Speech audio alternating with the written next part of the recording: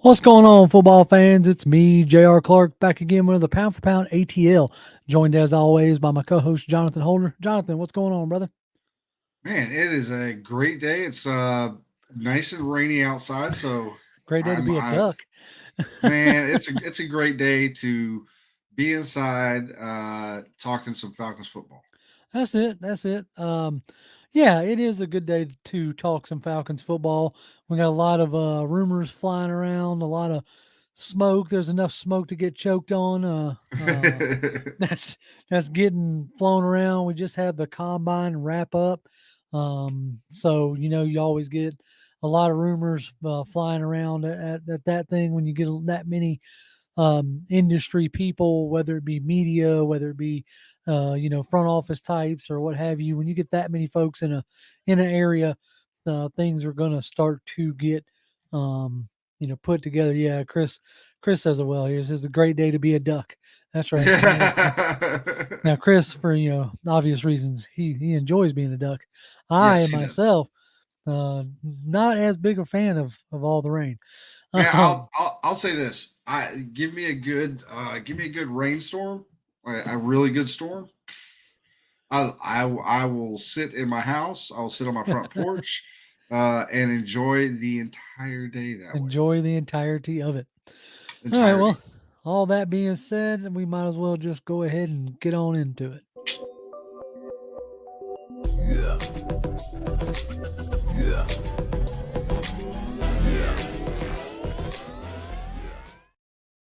Now, before we got going, Willie Doc's over here with $2. Appreciate it, Willie. Breaking news. No, I'm just kidding. It's not really breaking news. Over the week, we have re-signed Ryan Newsel. He's, you know, a a versatile offensive lineman, has played center for us at times, has played Mhm. guard. Just one of those solid depth pieces that you need, that every team needs. So he was, I believe, he was a restricted free agent. So they just went ahead and locked him up. Uh, One of those like easy signings, no real need to negotiate there, Yeah. so to speak. Oh, King Seven said he's on his way out to the porch right now, so Nice. he's right there with you on that, Yes. which is good. No, I don't mind a little bit of rain here and there, but when you start getting 2 and 3 days in a row, it starts like, all right, where's my sunshine? Uh, My goal in life at some point is I want a house, or I want to build a house that on the roof of the house has basically like a little bungalow on top of the house, huh. right? Okay. Screened in, covered, all that jazz. And it will. So you go up, you climb up stairs to go in there, and then there's like a screen door that you go outside, and there's like a little platform out there, and on that platform is going to be like a nice telescope Gotcha. Yeah. with a covering in case it rains or whatever. But like that, I would like, because like on a day like today where it's raining outside, I would do nothing but just sit on top of my house in my little bungalow and drink some coffee or tea or a Now, beer see, or whatever. some of my favorite activities are very tough to do in the rain, right? Here lately, we've been enjoying camping. That's tough to do Mm-hmm. in the rain. Mm-hmm. When it's rainy, it's not nearly as fun. And then I love grilling. So that's without a covered back porch, which I don't currently have right now. That Yep, is tough to have.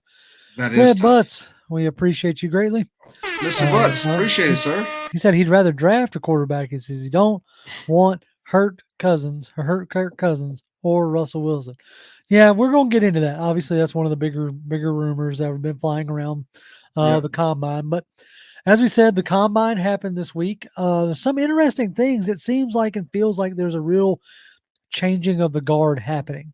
Um, for the first time, really ever, you have the first like crop of superstar collegiate athletes that are operating openly under the NIL, right? And for Yep. anybody who's under a rock, the NIL now allows college students to get paid, college athletes to get paid Mm-hmm. for their image and likeness. And it was reported that last year Caleb Williams made over $10 million. So he comes to the combine fully like cemented as the number one pick, whether Mhm. it's the Bears, whether it's Washington, whoever.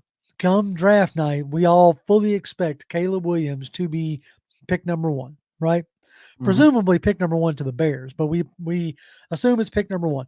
And so when he comes to the combine, he's like, all right, I'm not going to throw. I'm not going to participate in any drills.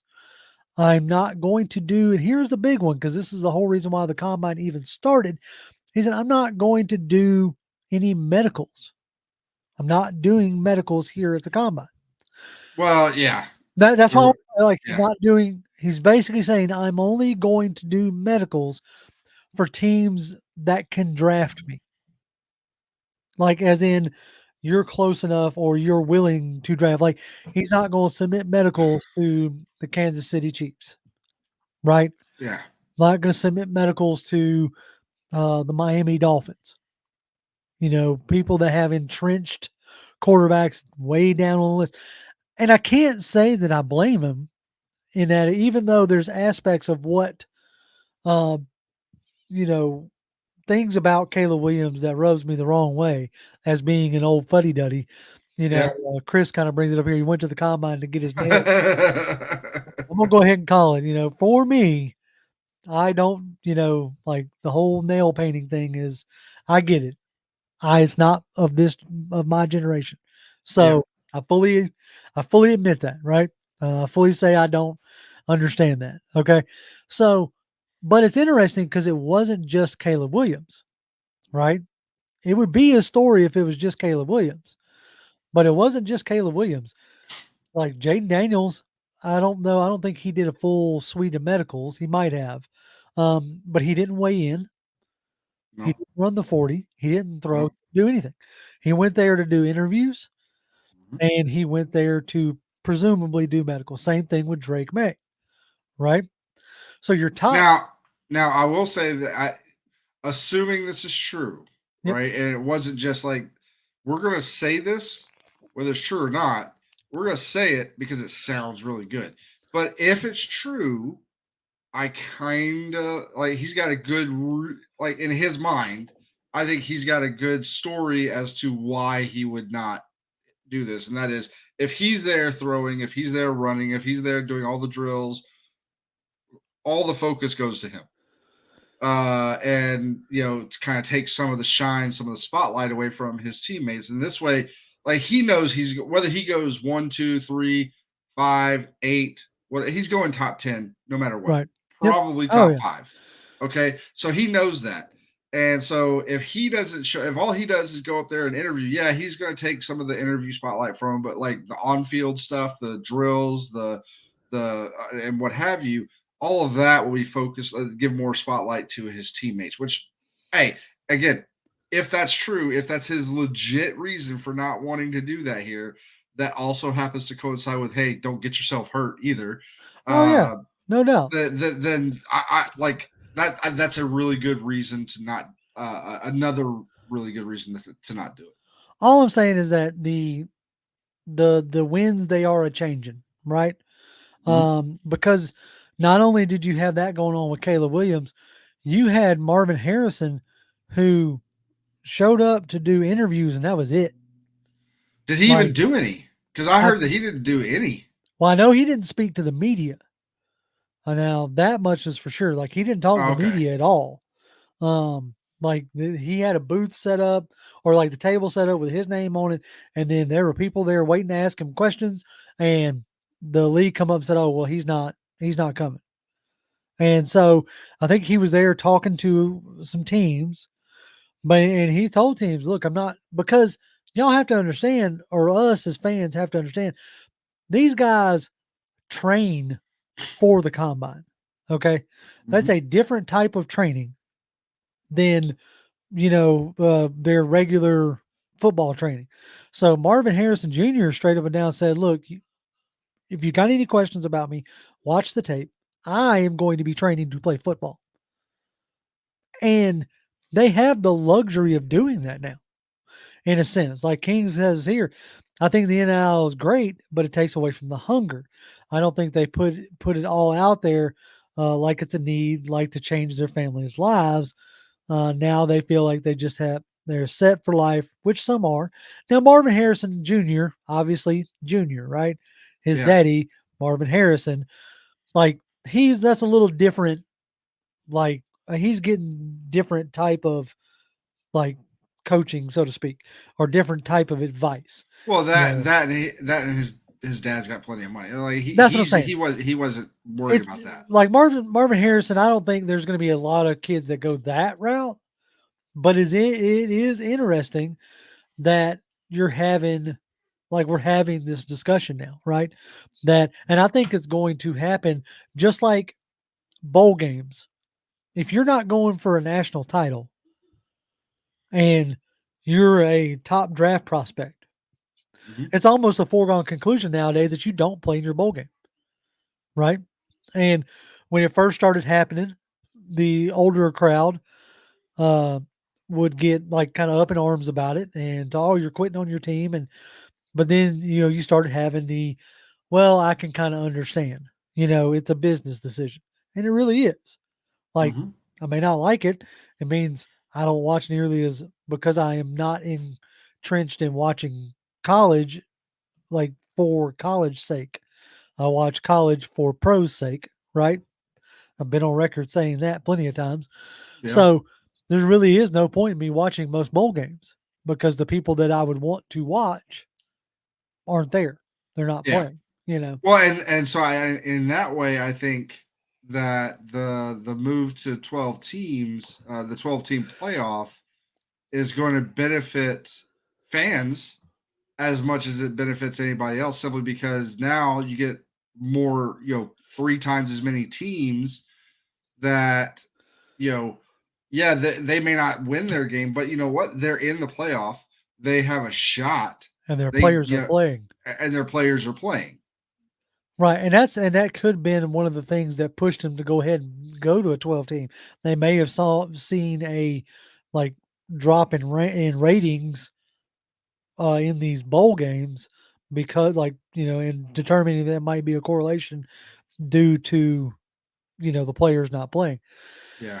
Now, this I don't know how true this is. I've heard this from more than one place. Like Crimson Zat says, Caleb Williams' dad was asking for an ownership stake in the Bears. Um, I've heard that more than once because I also heard that that was a possibility with a like Joe Burrow extension. Was either a fixed percentage of the cap or with the cap going up every year. Uh, so it wouldn't surprise me, especially some of the things that we have heard coming out of that camp, you know, Yeah. but I don't know exactly how true that really is. Um, I I don't don't know. know. Like, to me, if Caleb Williams is a superstar in the NFL, then it is what it is. There's just something that rubs me, it's not the fingernail painting, and don't care about that. You do you style, don't care. Unless you're going to go super duper crazy like Cam Newton does, but even then, I don't really like. It doesn't take anything away from like how he plays on the football field or anything like that. So I don't really care. But there's like whether it's true or not, the fact that we got stuff that comes out about different things that and there's been talk about his dad talking, about like they're not happy with the rookie wage scale. They're not Right. happy with the just like kind of the whole way, like you go the because the sport wants parity, like and he the way it was said, it was almost like, who cares about parity? I was like, Right. parity is what makes the NFL popular. There's there's an idea, and I get it in a certain sense. I get the logic behind it. Not that I agree with it, right? There's an idea that in the NFL, the owners have too much power, right?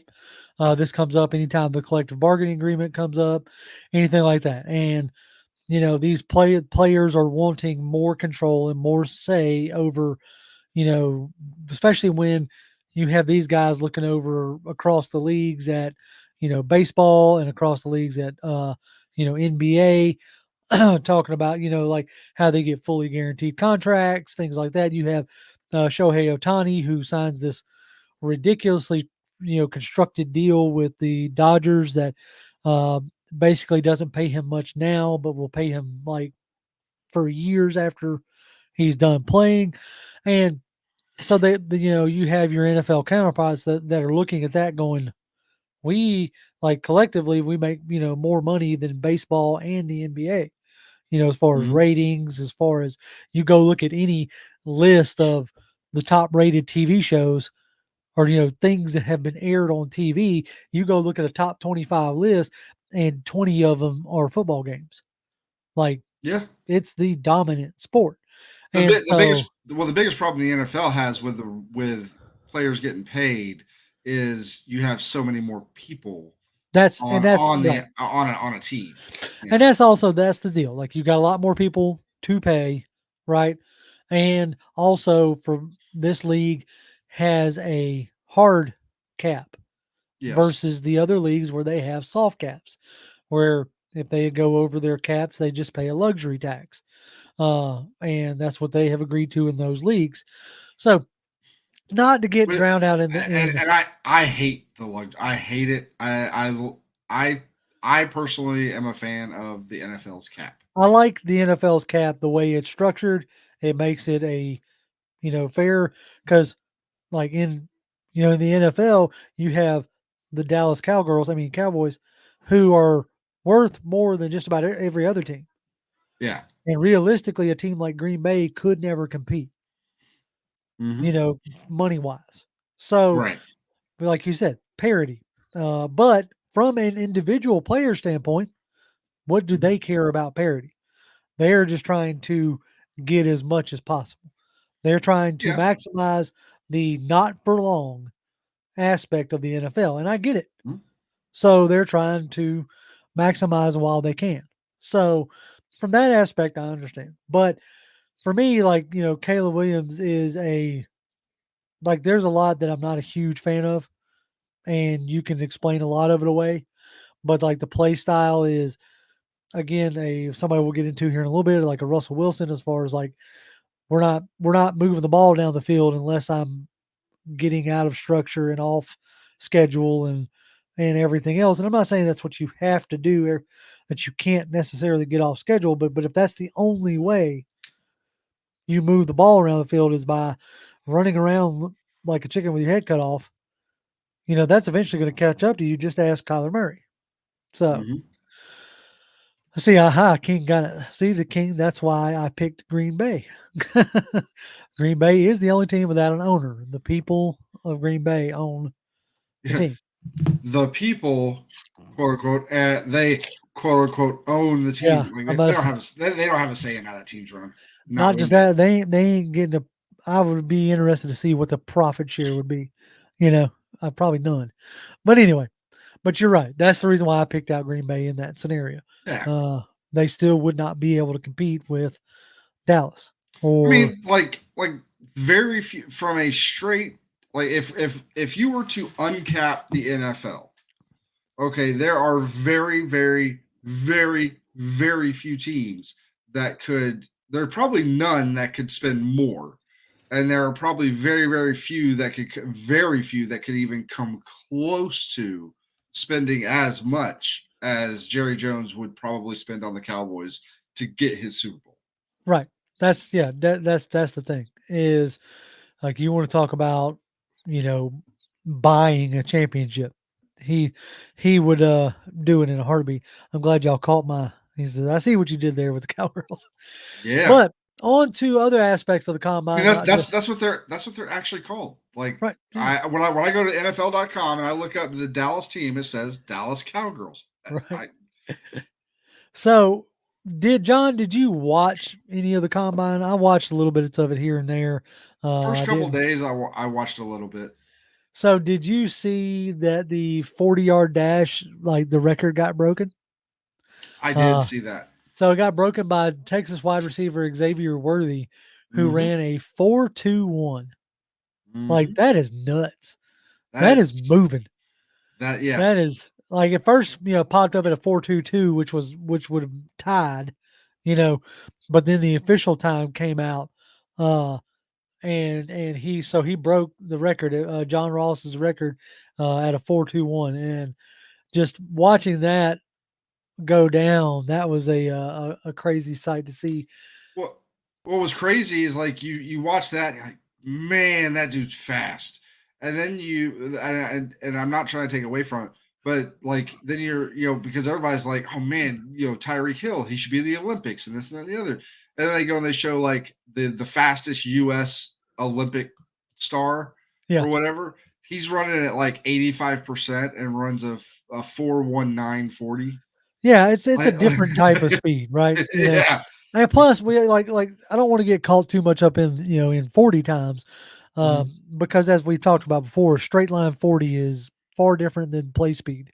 Like Yeah. if you want to get a better idea of what a wide receiver is going to do on the field, that's why they also run the gauntlet drill, when what you can get up to, the speed that you can get up to while maintaining a straight course and catching the ball. That's more indicative of what you're going to do on a football field.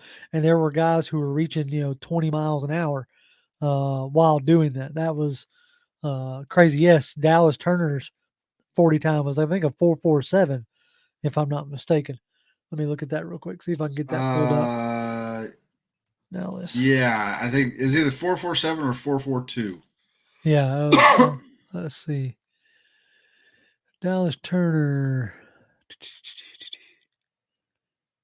Come on. Somebody got to give it to me. He did jump a 40 and a half inch vertical at 247 pounds. That's, that's 8 inches, that's 7.5 inches short of 4 feet. Yeah, That's nuts. That is he, ju- absolutely he insane. he was able to just like from a standstill jump over a small kid. Yeah, yeah, yeah. Woo, He woo. could clear my 7-year-old Yeah, without problem. Without problem. He could clear her, and then in the process jump 10 foot 7 broad jump, which was just insane. Here we go. Yeah, it was a 4.47 at the combine at yeah. 247 pounds. So let's compare here. Xavier Worthy breaks the record 4.21, and he's 167 or 170. Dallas Mhm. Turner runs a 4.47 at 247 pounds. Yep. That's insane to me. That I- is, I'll be honest. Like one of the craziest ones, as far as the 40 times that I personally saw, along with some of the other drills they did, was Braden Fisk. oh yeah, Frisk. Frisk, the Fisk. DT out of Florida State.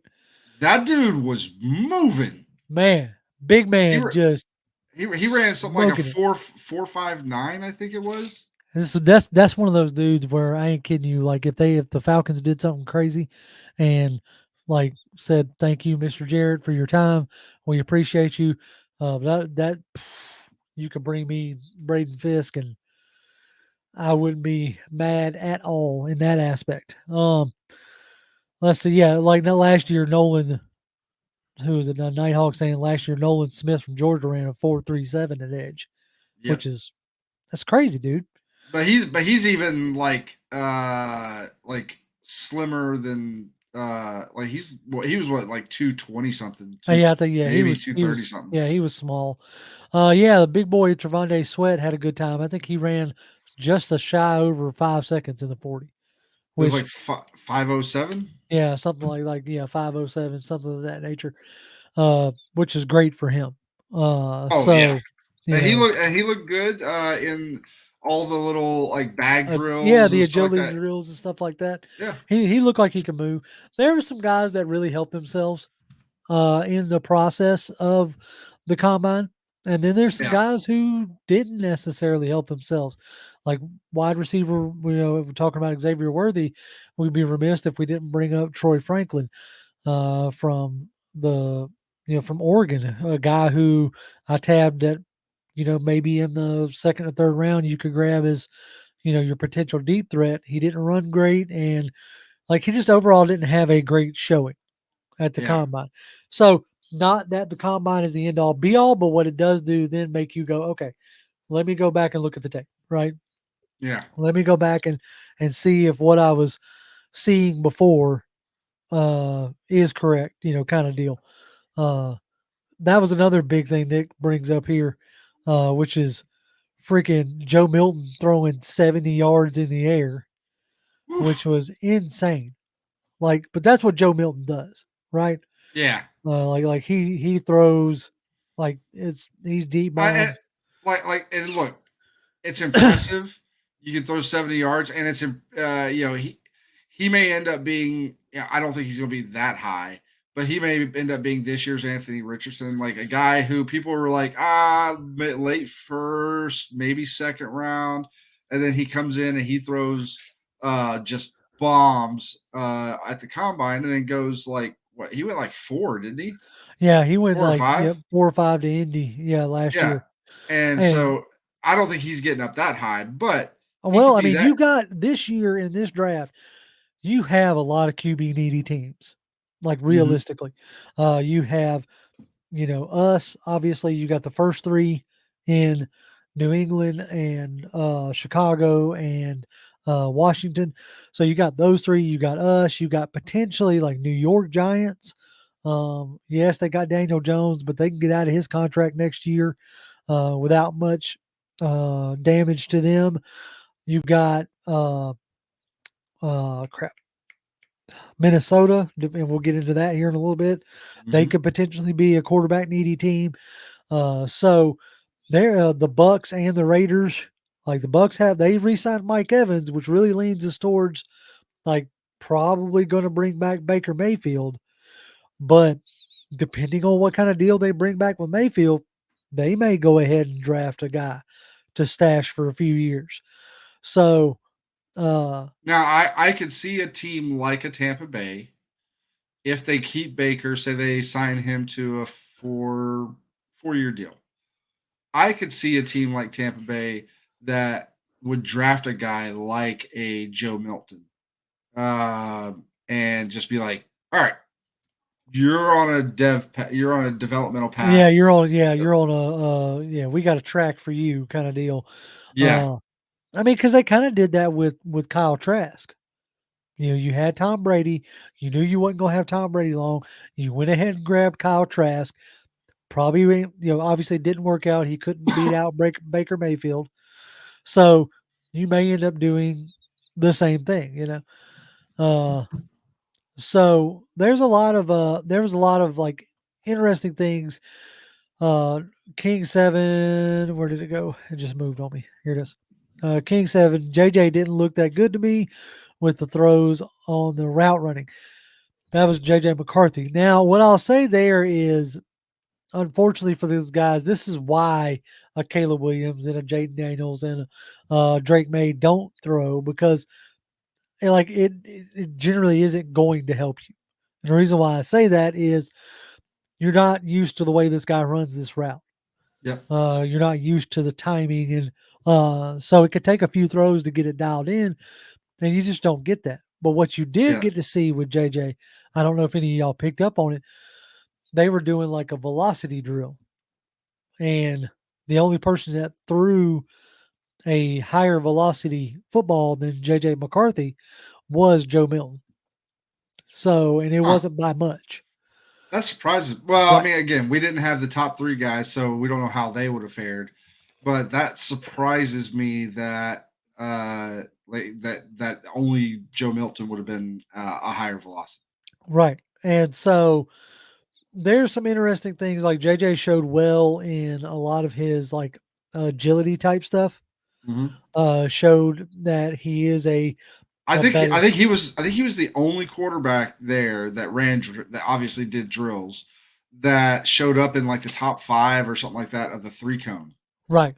Yes, he showed his athleticism Yeah. big time. And it's like kind of confirmed some of that. And then of course you had the heartthrob of the draft. I only bring it up because that had my wife glued to the draft for at least a good 10, 15 minutes, and that was Notre Dame's Sam Hartman. Good Lord, don't if you have a wife, don't show them that picture. Good Lord, that man. He looks like he's gonna be in a Hallmark. He's made for Hollywood for sure. Good Yeah. Lord, guys. Okay, we got a couple back to back here. Let's get into this here. Willie Doc, we appreciate you. Thank you, He says, Willie. "I'm on the Penix hype train. Under what circumstances would Falcons realistically try to get him?" Okay, we're going to get into that. That's going to be a huge chunk of what we're going to be talking about in the second half of this show today. But I see a couple scenarios where we could land Penix. So I'm gonna bring that back up. I'm gonna leave it started. I'm gonna bring it back up. All right, Nighthawk Runner with a $20 tip says, "Good Lord, man. $20, man. Appreciate you, brother." He says, "I bet Pitts and London would be excited for Cousins because their next contract depends on how good and consistent QB now." You're not wrong. You're not Yeah. wrong there. Like, if anybody who wants to potentially badmouth Cousins, listen to what Justin Jefferson said earlier in the season, right? After he went down like he wanted to hold off whether he was going to come back and wanted to know what the Vikings were going to do, as far as the QB went. And he even hinted not that he's going to, but made the statement that he'd be willing to follow Kirk Cousins. Yeah. So I get it, as far as I have my apprehension about Cousins as well. But I will say this. I get the apprehensions for Cousins simply for the fact that if you want to bring up his playoff success or lack thereof against playoff opponents, Monday Night Football. If you want to go that route, that's fine.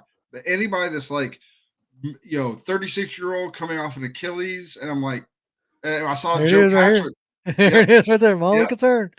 Yeah. With, But here's Joe Patrick brought it, and I've been thinking this. I just haven't said it because we haven't really talked. It hasn't been a serious possibility, I don't think, until the last week and a half or so.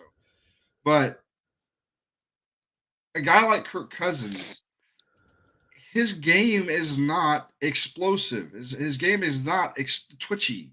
nope. His game is not any of that. He's not a linebacker. He's not a running back. He's not a wide receiver. No. Like he's not a Justin Fields. Yeah, if he was a Justin Fields, okay, that's a problem. Okay, Right. 36 years old, coming off an Achilles. I would give it to you. Kirk Cousins ain't that. Kirk Cousins wants to drop back in the pocket, sit in the pocket, move around a little bit, and throw to his receivers. Like that's what he wants to do. Right. I mean, will he get out and run if he has to? Sure, but that's nowhere close to option number one in 99.9% of the scenarios that he'll ever be in. So people that are just like, oh, the Achilles is not going to hurt him if he's playing his normal game. Yeah, exactly. Now let's just so the thick smoke that has been absolutely boiling over the week of the combine. And I'm gonna see if I can pull it up real quick. Let's see here. Because Mike Florio, I don't know if y'all saw this from PFT or no, is it? Yeah, Pro Football Talk. PFT. You know what? I know Juke had it, so I'm just gonna pull up Juke's page. Real quick, while you're looking for that, Chris is like, I'm behind the idea of Cousins with McCarthy sitting behind him for 2 years. The problem is, as it stands right now, I'm not saying that I disagree with that. As it stands right now, and I know there's a lot of Falcons Twitter, that are not part of an NFL team or part of the big, the big conglomerates or what have you. A lot of those guys will be like, I don't see it with McCarthy. I don't see this, that, and the other, yada, yada, yada. I will say though that what everybody's hearing from the NFL at large is JJ McCarthy is, if not top 10, he's probably top 15. Oh, for sure. Like there's been reports like from Diana Rossini, who's formerly on the ESPN, now the Athletic, talking about a GM straight up and down told her that he wouldn't be surprised at all if quarterback went 1, 2, 3, and 4, and Yep. that fourth being McCarthy. Yep. So now here's the thing. Okay, this is a 2 minute and 24-second clip. If y'all don't want to listen to it, y'all just be like, "Oh God, turn it off," and we'll talk about it. But there's some interesting things that are said in here. So if y'all haven't seen this, listen up. Kirk Cousins. It's not final yet, but the Atlanta Falcons are the team to watch for Kirk Cousins. The indications are there. And maybe it's all part of the broader bluff to get the Vikings to increase their offer. I mean, if you're going to commit to the bid, you do things like, say, go check out schools that your kids will go to, or go find a house that you'll buy if you happen to buy a house within 10 minutes of the team facility, or start talking to, oh, I don't know, the guy who currently wears your preferred number. Who's that guy who currently wears his preferred number? Oh, that'd be Kyle Pitts. Yep. About getting it. Those are the kinds of things, I'm not saying they've happened here. Those are the kinds of things that would indicate that a potential relocation of the Cousins family is being contemplated. Now, again, it's never done until it's done, and the Vikings could break up and wake up and come out of this fever dream and realize that Kirk Cousins will indeed find better elsewhere, and it could be too late. That was one of the vibes. Listen to this next. Kirk Cousins on the set of the Super Bowl, and Mrs. Cousins was talking to Mrs. Florio, and I had a chance to participate in their conversation for a little bit. She didn't say anything definitive, but one of the vibes I got is, why do we got to wait so long for the Vikings to do what they claim to want to do? At some point, the human beings say, you had your chance. The other one, the ones in Atlanta, oh, by the way, where Cousins' wife grew up and her parents still live, they're coming after us. You're not. You're aloof. You're standoffish. You're daring us to go out and find another offer. Okay, we will. That's the risk you take, and that's where and you got this analytics heavy approach. You still got to remember you're dealing with human beings here. Yeah. Even though it is interchangeable parts on a giant football machine that will always keep rolling, you still have to deal with the human beings who are those interchangeable parts. And so anyway, the part that I found interesting in all that is when he started talking about like his wife and Kirk's wife talking. Like, I ain't never been a big fan of Florio. Still not a big fan of Florio. He gets as much wrong as he does right. Yeah. So I don't put a ton of but that's what I mean by the smoke is getting stupid thick, surrounding Kirk Cousins. We heard it early part of last week that the Falcons preferred Cousins over Fields, where right before the combine started, it was pretty much signed, sealed, delivered that we were going to trade that there was a trade in place for Justin Fields. That's just kind of gone by the wayside now. Now, like somebody was asking me on Twitter about betting odds, like what it meant, and I'm like, I'm not much of a bettor. I don't like losing money, so I don't bet. Tony writes over here like Florio is a blowhard. He is look again. I'm not a huge Florio fan by any stretch of the imagination, but when you start putting out stuff like, basically my wife and his wife talked, and I do know enough about, this year I'll be married 15 years. I do know enough that to be married for a while, sometimes you do things for your wife that you don't necessarily want to do. So if his wife's ready to come back home and be close to her parents, and they know they got because Kirk Cousins, one thing I know about him, he's been a very shrewd business person. Like we were talking about the NIL stuff earlier. Mm-hmm. Nobody wants to bring up the fact that Kirk Cousins has made $230+ million, all of it guaranteed. Like he has done what everybody else has tried to do and wanted to do. You know, he's pulled that off. So it's not something you can just dismiss. You know. Yeah, and say look, I'm not a huge fan of Florio. I think like especially when it comes to I don't like his stance on the fumbling offense fumbling through the end zone rule. Like he's like this is a dumb rule, and there's a lot of people that believe that. They're like it's a dumb rule. It should be changed.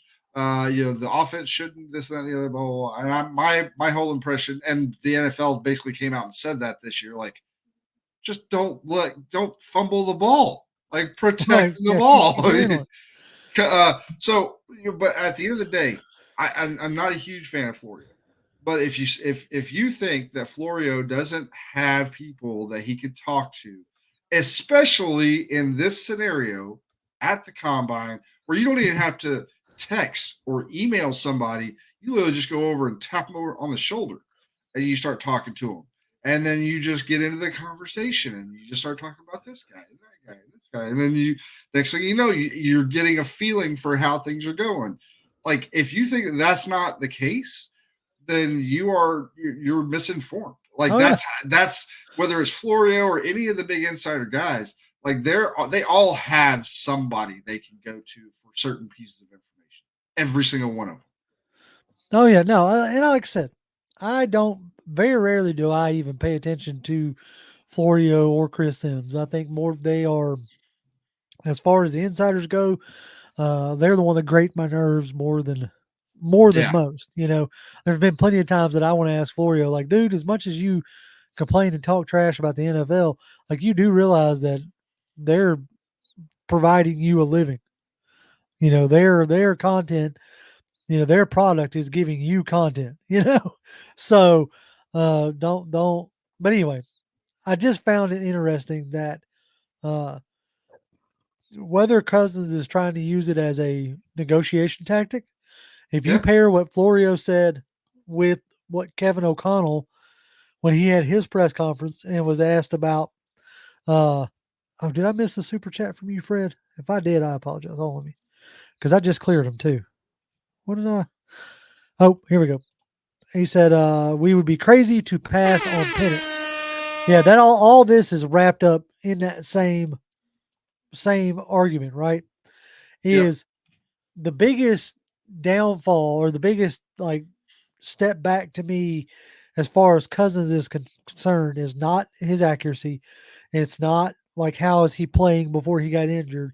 He's playing the past 3 years better than better than any of the other veteran QBs on the market, period.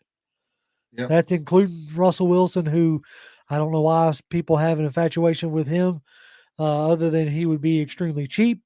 But my biggest problem with Russell Wilson is you're looking at a guy who wants to be the franchise. He does not want to be a bridge, Yeah. like straight up. So, Well, that and we don't know for sure until we get to the games, right? And we see exactly what they're doing.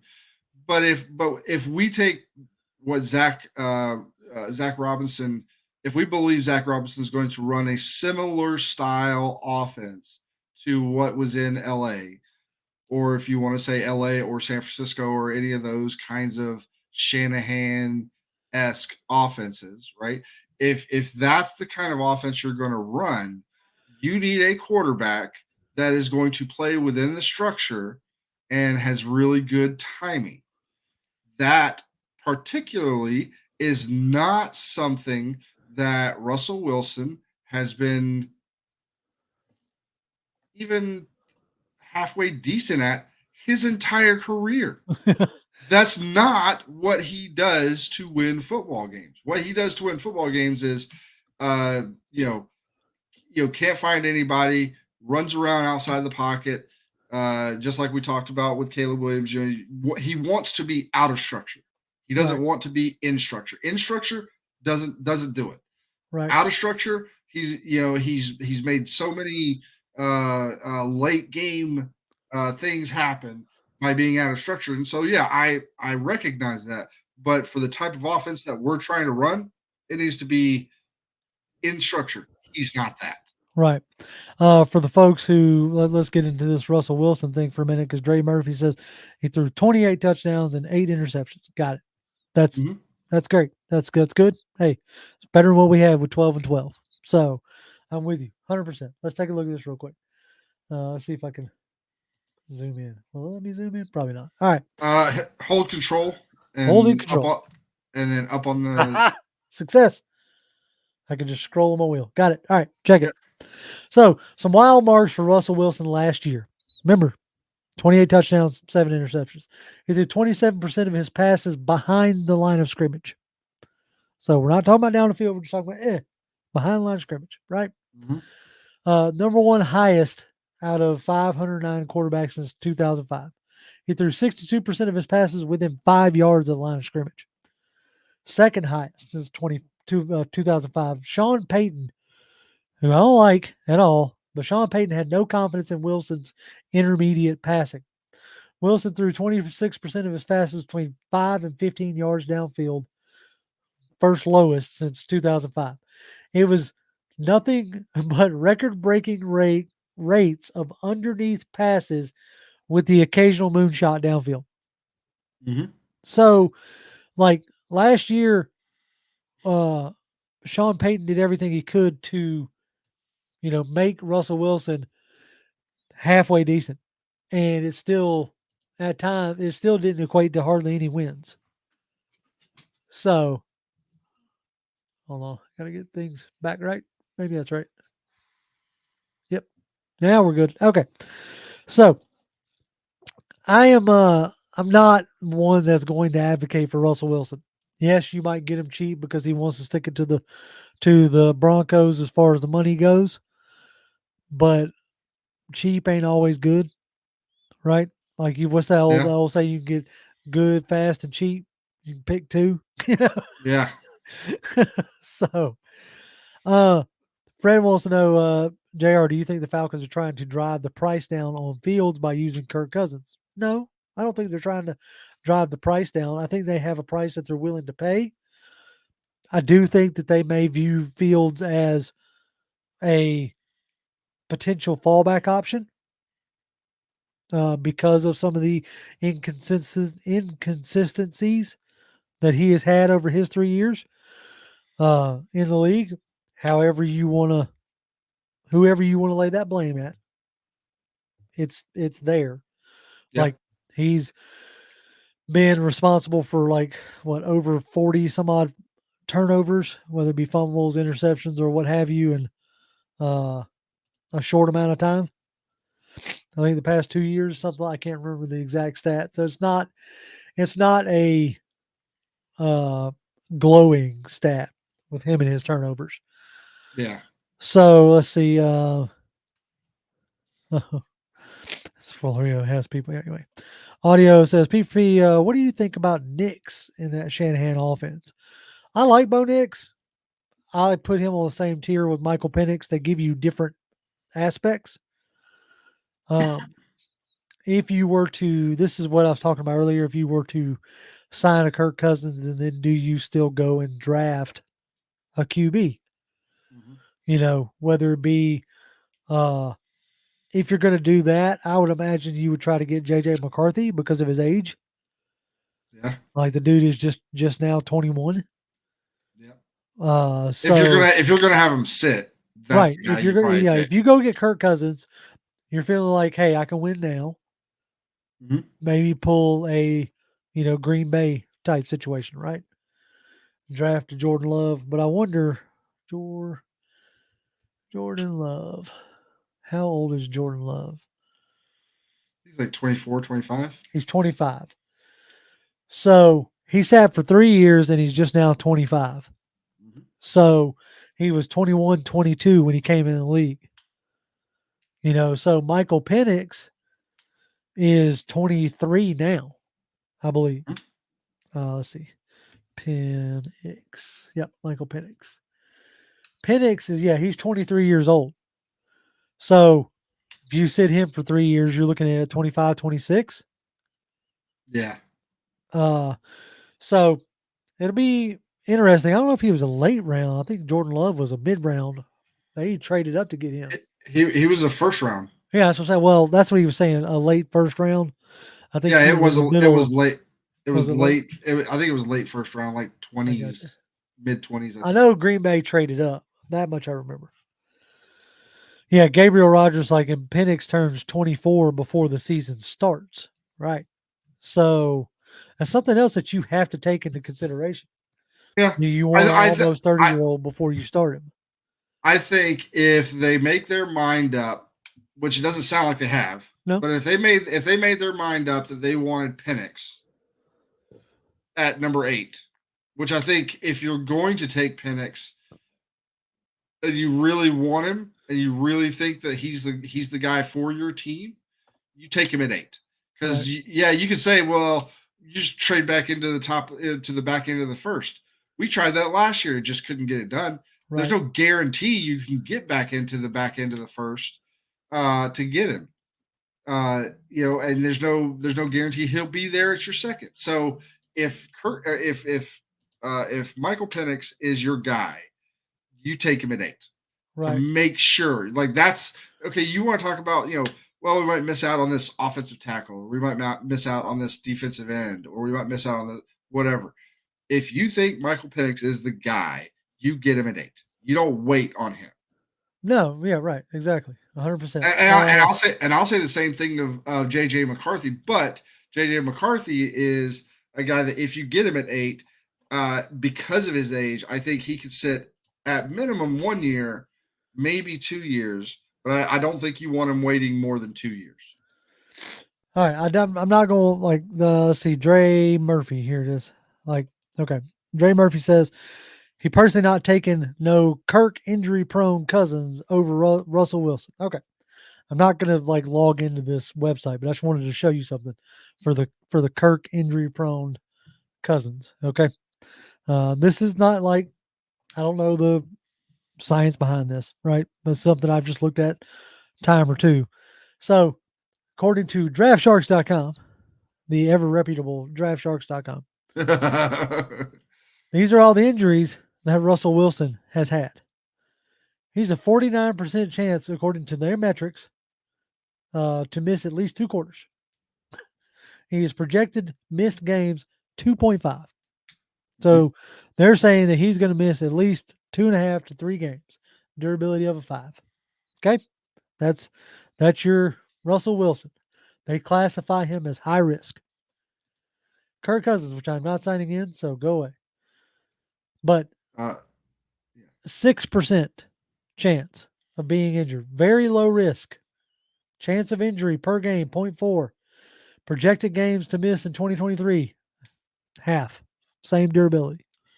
So I was going to say, when you said that, I was like, I actually think Russell Wilson has been more injury prone.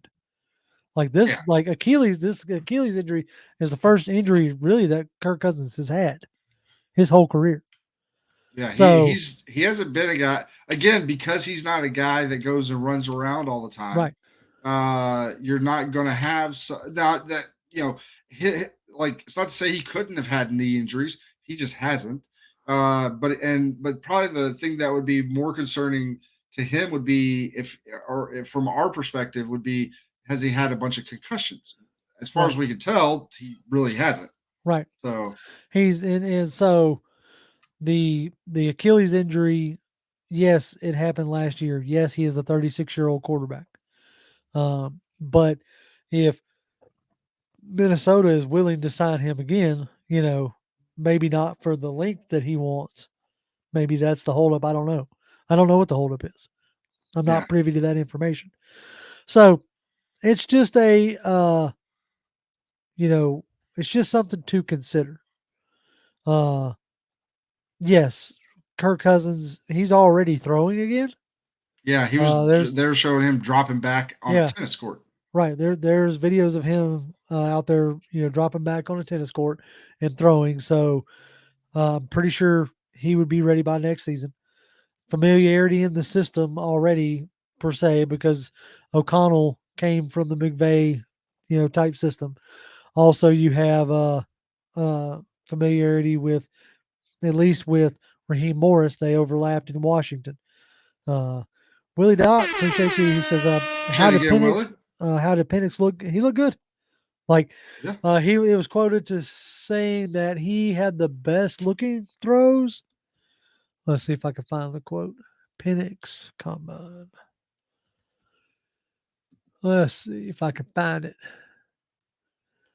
Let's see. I mean, like from what I Good. saw with Penix, he was throwing a lot of really, really nice balls. Was getting dropped by the receivers that he was throwing to, but it wasn't like he was overthrowing them. He wasn't, he was throwing it where it needed to go. It's just his guys were dropping them. Right. Let's see if we But can do this. but he looked like he helped his stock a ton Right. coming into this. I'm gonna just we can talk about Penix while I got that up. Yeah. So this is him throwing at the combine. Yeah. So and he looked good. Like as far as just, hey, I'm gonna throw you the ball. Yeah. He done what you wanted, which is layered the ball well. So yeah, I mean, somebody said he had the best. I'm trying to figure out how they worded it. He had some of the best throws of the combine as Yeah. far as all that stuff went. I mean, And and then- that reflects what I've seen at the what I saw in the games that I watched him. Right. I mean, come on, you gotta like the in the hotel room throwing. Yeah, him and JJ. I saw him and JJ McCarthy both doing it. Right. So yeah, it's let's see. Charleston Nash says, go ahead. Oh, and I'll say I haven't listened to the whole thing, but like from what little I heard of his like press interview, Yeah. That it sounds good. Right. Like he sounds like he's got that dog in him. So or Charleston asked, does Kirk give you the most flexibility this offseason as far as the draft? Yes. If you want to, and I think Terry does, regardless of what goes on, I think we get a potential starter before the start of the draft. Whether that is a Gardner Minshew, a Jacoby Brissett, like it's a bridge style, or is it Justin Fields? Is it like, I don't think Terry Fontenot, or the potential could be he has made the move to trade up before the draft. Like, I think he wants to walk into the draft with a clear answer already at the quarterback position. So, with that being said, like, if you could sign a Kirk Cousins, that's why I asked the question. Like, if you sign a Kirk Cousins, do you kick the can down the road and draft somebody like, not even worry about drafting a quarterback? You see what I'm saying? Yeah. And get like a Dallas Turner or a Jared Versa. So I think if you sign Kirk Cousins, that means either you don't think, or not that you don't think, but that you can't get up to 1, 2, or 3. Uh-huh. Okay, if you can't get up to 1, 2, or 3, that means you're not getting one of the top 3 guys. Those are the only guys that will be worth moving anywhere in the draft to get.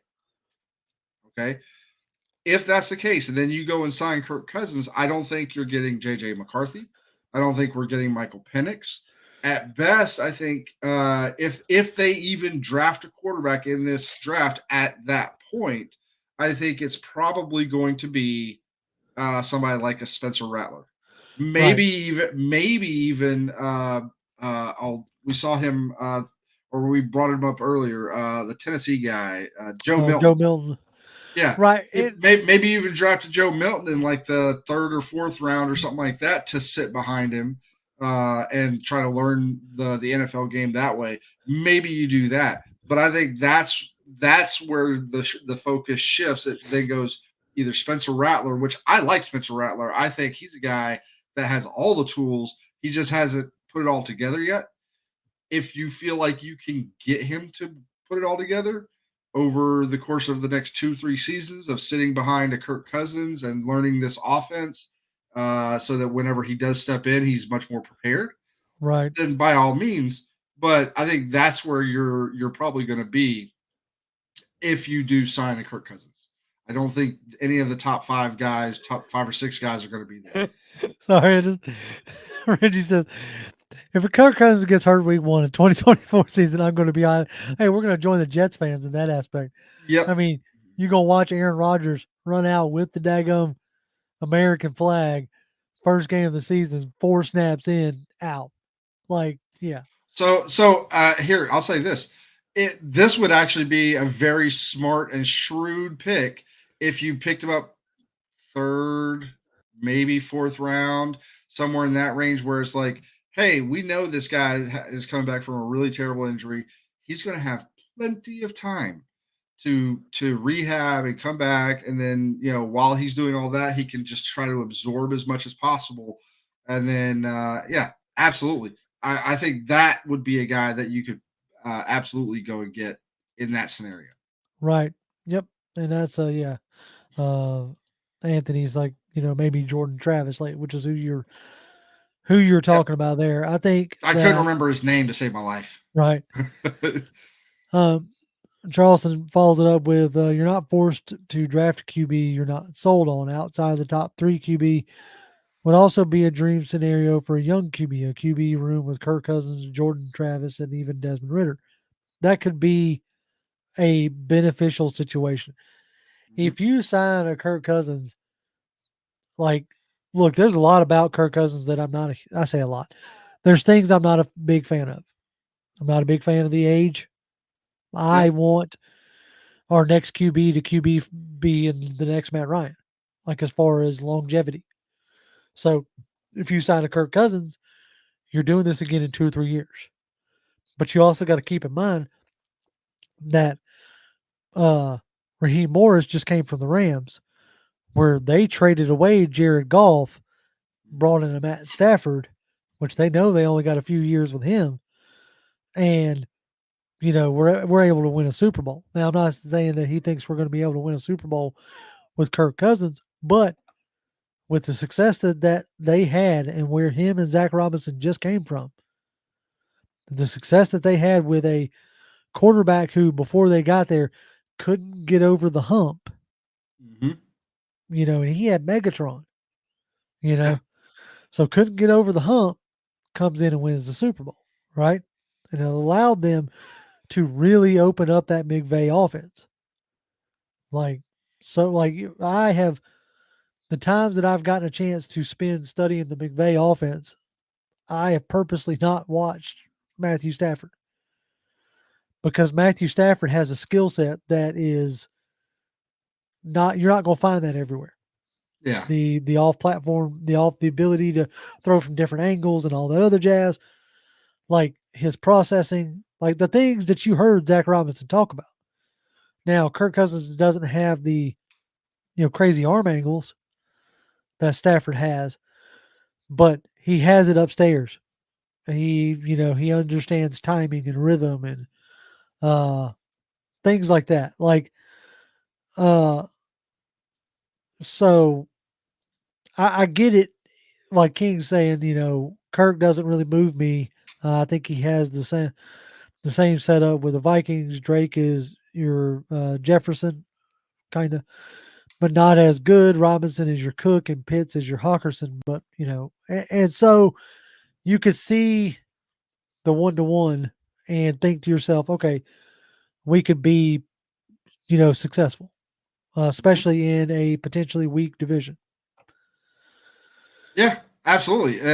Like if you feel like you are legitimately in a win now mindset with this team, and let's just go ahead and say you have to pick a veteran QB as you have your pick of the veteran QBs available, the pick you go with has to be Kirk Cousins because he is legitimately and objectively the best out of all of them, and Right. it has shown it for the past few years. And it was probably if he had stayed healthy and stayed on the pace that he was on, he may not have beaten out Lamar because Lamar just had the cachet, Oh yeah. whatever Yeah. it was about it, but he would have been neck and neck with Lamar for MVP. He was playing that good. Yeah, And he's legitimately played close to that for the past 3 years. I mean, for the folks who are talking about, I'm not trying to pick on you, but for the folks who are talking about 28 touchdowns and 8 interceptions from Russell Wilson, in 8 games, Kirk Cousins was completing almost 79% of his passes, had 2,300 yards. He had 18 touchdowns and 5 picks, and that was in 8 games. Yep. So you just double that. That's 10 picks with 36 touchdowns. I think that's right. 18 is 36. Yep. Yes. So, I mean, it's something just to think about. He says, "What about bringing Fred Buzz says, what about bringing Matt Ryan back? This No. team fits now. He's no. Let the man rest. Yeah, once you're out of the game, like coming back is almost impossible. I think. Myself, Willie says, while I think Justin Fields could benefit from a new environment, I'm not super convinced on him. He's got a lot of question marks. Like, think about it like this. No matter who you bring in, whether it's Kirk Cousins, Justin Fields, Russell Wilson, or any of your draft picks, there's going to be question marks, you know, of all different varieties. Nothing is 100% guaranteed, right? The one with the least amount of question marks, again, I mean, if you want to bang on about the injury, okay. But the one that probably has the least amount of question marks that you could bring in, again, is Kirk Cousins. And so you talk about a regime that is coming off of like a team that is coming off of 3 consecutive 7-9. I think we're up to what, 6 losing seasons now? Yep. Or at least missed the playoffs for 6 years. I don't know. At least missed the playoffs. Yeah. But that is like Kirk Cousins in that aspect, unfortunately, represents the chance to have a winning season, like immediately. And there's got to be a thought process in that front office that is, you know, oh man, we got to put a decent product on the field. You know, whether Fontenot's feeling any kind of pressure or not, I don't think he is, but there's got to be that feeling. Yeah. Gabriel, like trading up for Mayor Daniels is really the only good long-term option in your opinion. And I agree with you. Like, but the problem is we can't just be like, okay, let's move up to 3 and then right. You got to have a partner. Yeah, like, the other side's got to agree to it. The biggest, like the best chance I think you have is the Patriots. Like, if the Patriots trade for a Fields or even land a Cousins or a Baker Mayfield, because there's those rumors going around. Yeah. Right now, every QB needy team is being connected to. That just fell. Every QB needy team is being connected to every QB that's available right now. Okay, yeah. So first of all, keep that in mind. Yeah, they're all going through the same stuff we are, which is like, okay, 100%. For like 3 or 4 days, it was all Justin Fields all day long.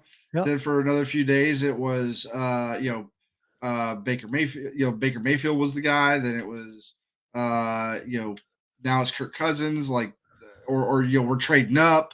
Right. Or there's all this stuff is like for a few days it'll be focused on this thing, and then when that kind of peters out, then the next thing, and then the next thing, and they're all going through the same stuff we are. So. Exactly, 100%. And I think that, so with all that being said, there is an aspect of, if you want the window to move up, you need to be hoping for the Patriots to sign somebody. You need to be hoping for the Patriots to make a move. Yeah. Because I don't think you're going to get the Commanders to make a move. You have a new owner, new coach, new everything, and they probably want to have their guy, right? If they're going to try to do everything they can to get to 1 so that they can bring Caleb in. Yeah, they're essentially, though, we didn't have a new owner. It was kind of a new era after Petrino. So, but they're kind of in the same boat as like the Falcons were when we picked up Matt Ryan. They were number 2 in the draft. We were number 2 in the draft. And like at this point, it's a full reset. And the first thing you want to do is you want to do everything you can to ensure that you get your quarterback. You want to get that figured out. Once you have that figured out, the rest of, I'm not saying it's easy, but it's easy, right? The rest of the team is much easier to put together. If you're missing that one piece, you can put together the rest of that team just and it looks great. But if you're missing that one piece, everything goes to crap, as we saw last year. Right. Exactly. So, like I said, it's going to be interesting the next few days, really, because we're going to start having some answers come Monday. Yeah. Monday's the legal tampering period. So we're going to start having some answers, whether it's, Fields, whether it's Kirk, whether it's Baker. Like, we ain't even talked about Baker yet. Yeah. Not really. Yes, Tampa Bay. Well, because Evans just signed that, and so like we automatically assume that Baker's going to go back. Yeah, because why would, because all we heard up to this point about Evans was like it's not that he didn't necessarily want to be in Tampa Bay. It's just I don't think, first of all, I don't think he's ever been a free agent.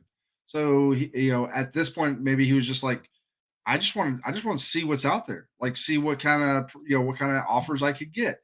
So that's what we heard this whole offseason with regards to Mike Evans.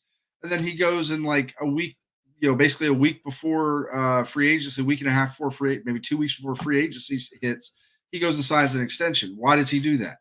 Either they've got some other answer that they feel like they're really close, that they're really have a good chance of getting as far as their quarterback goes, or they are, they know they're getting Baker back and he's cool with it. That's really the only two things I can think of. Right. And so with that being said, like, so Baker probably stays in Tampa and, so the next real big domino is Cousins. The legal tampering period opens up at noon on Monday for those who observe the holiday. It opens up at noon on Monday with the crescendo of being 4 p.m. on Wednesday for when everything become official. Yeah. But when we have our show next week, we should have a good amount of answers by then to what the Falcons may be doing, or at least where they're leaning. Let's see. Depending on, we may do an one extra. Yes. We may do an extra live show next week. We'll see. Yeah, we'll see what the scheduling goes. We're not promising much of anything. Depends on like how Monday pops off. If Monday pops off crazy, we may do back to back. Oh Lord. Sorry. Yeah. Hold on. Don't you do it. I'm gonna do it. Yeah, go ahead. Kenneth, I'm just gonna say for future reference, this is this close to a bannable offense. They're not all right. That's cool. But so first off, I want to say to all 245 of y'all in here today, thank you very much for being here with us. I didn't think we would get anywhere close to that. So I very much appreciate you guys hanging with us. I have a blast doing this every single time. If you haven't, please hit, you don't have to hit the subscribe button. Just hit the thumbs up for us. Just give us a thumbs up. A good chunk of us on Twitter. So that's interesting. Or like the thread on Twitter then. There you go. Or the show on Twitter. That's it. We definitely appreciate it. Okay, so King was saying, we doing the draft, fellas? Yeah. We will be here live for the first 2 rounds for sure, or first 2 days. Yeah. The first round and then the second. My wife is going to love that. But yeah, no, we'll definitely be live those 2 days. I'm going to start here soon. I'm going to start trying to line up folks to roll by and, hang with us while we're doing it. Probably get the Out of Your Falcon Mind guys, Big Low, hopefully. Now, I know last year I said, like, it's going to be super informal. I'm going to, probably sit on my couch with my laptop and then I ended up sitting here at my desk. I'm going to say it again. My goal is to sit and watch the draft with you fine folks. from the comfort of my couch with my laptop or Chromebook on my lap.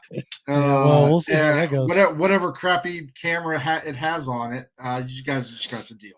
Nah, we're going to be professional, Jonathan. What? As professional No. as we can be. No. Tony Rice says, JR and Jonathan, what are both of your thoughts on who our second round pick should be? An offensive player or a defensive player? That depends on what we do first round. So I'm going to give you two scenarios, and I'm going to base them off of that. Say we go Dallas Turner / Jared Verse, right, in the first round. Then the second round, I would be looking for like the best available wide receiver to add to the room, or maybe the best available corner. So I may even double dip on defense. Most of your offense is not set in permanent stone, but set pretty good with as far as skill positions go and offensive line and stuff like that. So you have a need at corner potentially, and you definitely have a need at edge rusher. Mm-hmm. So that's maybe even nose tackle, but that's where I'd be looking with my first two: edge, wide receiver, and potentially nose tackle. So we'll just like for everything else, we'll probably have a better sense of not just what's going on next week with free agency, but then later in the week next week we'll probably have a better idea of the general strategy, or not strategy, but just maybe what they're thinking going into the draft as far as what their priorities are. But as it stands right now, if I had my say, okay, and this could all change depending on free agency, but if I had my say, I would go. Let's say we get Kirk Cousins. Let's just get that out of the way. Let's say we get Kirk Cousins. If we do that, I'm not drafting a QB in the first round. I am taking either Jared Verse or Dallas Turner, maybe Latu. But any one of those three guys, to be completely honest with you, I'd be okay with. So if we take one of those guys in the second round, me personally, I'm probably either picking up Braden Fisk or Tavondre Sweat. I'm picking up one of those two guys. And so I'm double dipping on defense, and I'm getting, and especially if you go Braden Fisk, that gives you another twitchy kind of, maybe slightly undersized, though he's close to 3. He's maybe a little bit bigger than Grady. But guy who's got that good first move, who's got the just the speed and all that stuff. I'd be happy with him, but I would definitely double dip on the defensive side. Get your alpha edge guy, and then Tavondre Sweat or Braden Fisk to put in the middle with either nose tackle or another guy to pair up with Grady. Right. Yep. I agree. Fred, I think you might. I'm not going to put it up there, but I think you might have been had. I can't find anything that says that agrees with you or collaborates with what you're saying. Yeah. So if you have that, sure, like tag me in it so I can see it. But everywhere I'm looking, I don't see any of that stuff. Wait, what are you talking about? Talking about that one. It was BS. It was BS. I'm pretty sure that was BS. Right. It was a guy that was basically riffing on the either the Justin Fields trade has been finalized or the Kirk Cousins information that's been coming out. Somebody was just BSing. Right. Now, real quick, King here says he's like, hold on, Jonathan. If Jaden is there, you still pass on him if we get Kirk. I said this last week that if we were to trade for a Fields or to pick up a Kirk Cousins, and we stand pat at 8, and somehow Jaden Daniels falls to 8 and we don't pick him, literally, you guys might just see a death live on live stream just because my head was just going to explode, because I'm going to be like, that is such a Falcons moment in history that it's almost fitting.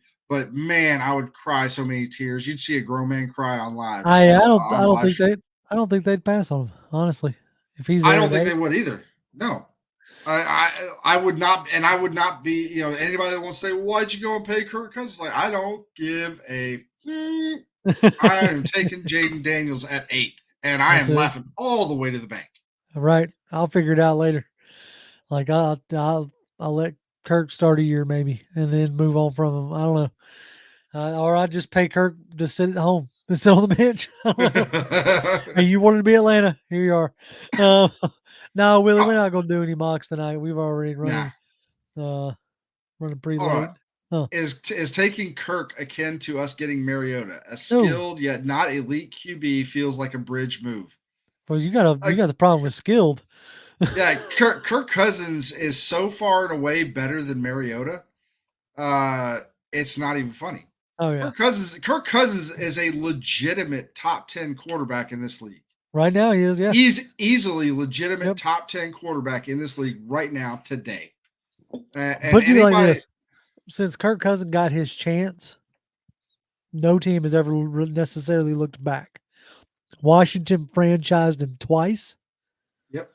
And Minnesota paid him fully guaranteed money. So, since he's been with Minnesota, he's thrown for 30, 26, 35, 33, 29. And then last year was his lowest number, 18, after only half a season. Not even half a season, less than half a season. Right. So, this guy is, and he's thrown for 4,000 yards 3 years in a row prior to his injury. He was probably going to surpass that, if not get to 5,000 last year. You can say whatever you want to say, and you don't have to like it. I'm not telling you to like it. I'm not saying that you think it's going to be the best move of all time or anything like that. You could hate it all you want. Fred, I wonder, do you think Dan Marino's overrated? I'm just curious. Yeah. I mean, our standards of not doing anything are very, very biased. I get it. If you want to say he's only won a playoff game or whatever, that's fine. Yeah. QB wins are a stat until they're not. So that it is what it is. Yeah, and Kirk Cousins, outside of the obvious top choices for quarterback, there's I can't really think of anybody else. Okay, you got Mahomes, you got Josh Allen, you got you got I guess you can put Brock Purdy in that list if you wanted to. But what the guy out of his name is escaping me. Cincinnati Bengals. Joe Burrow. Joe Burrow. I don't know why I couldn't think of his name. You got Joe Burrow, Mahomes, Allen, Lamar. I mean, maybe Aaron Rodgers still. And then past that, yeah, you got some good guys. You got Jordan Love. You got some of the young guys. But the consistency, there's not very many guys outside of those top 4 or 5, top QBs that I'm going to put over. The question is, would you want Josh Allen? Would you want Joe Burrow? He hasn't done Joe Burrow has gotten to a Super Bowl. Yeah. But Josh Allen hasn't done anything, according to some people. That's it's a weird thing to be. Would you want CJ Stroud right now? Of course you would. Yeah. But what has he done in the league? Right. So, hey, just be careful when you say, not be careful, but just pick and choose when you say somebody hasn't done anything, right? By most people outside of Atlanta, and hell, most Atlanta fans, Matt Ryan never did anything. Yeah. And he's going to the Hall of Fame. Right. And I think right now I would take a prime Matt Ryan. Oh. Man. This what we're dealing with right now is what I was warning people about. We're in QB purgatory. Could you imagine if you just take 2016 Matt Ryan, take everything that happened offensively from that team, put it on last year's Falcons team, leave last year's defense alone. Right. And you just put that Matt Ryan led offense on that team last year. Oh my God! That's what I'm saying. I don't know if we would have lost a game. I'm not saying that Kurt is Matt Ryan, but to act like he's not done anything yeah. All right, folks.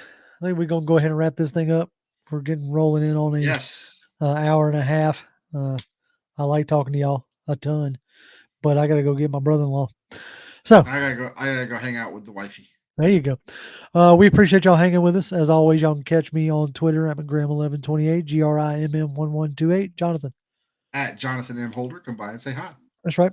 We might have a video up on Friday, depending on scheduling and all that other jazz. If not, we might be back live we might give you a double dose of lives next week. Who knows? Yeah, we'll see. We'll see how everything goes. But we appreciate y'all's support. And as always, Falcons fans, rise up. Rise up.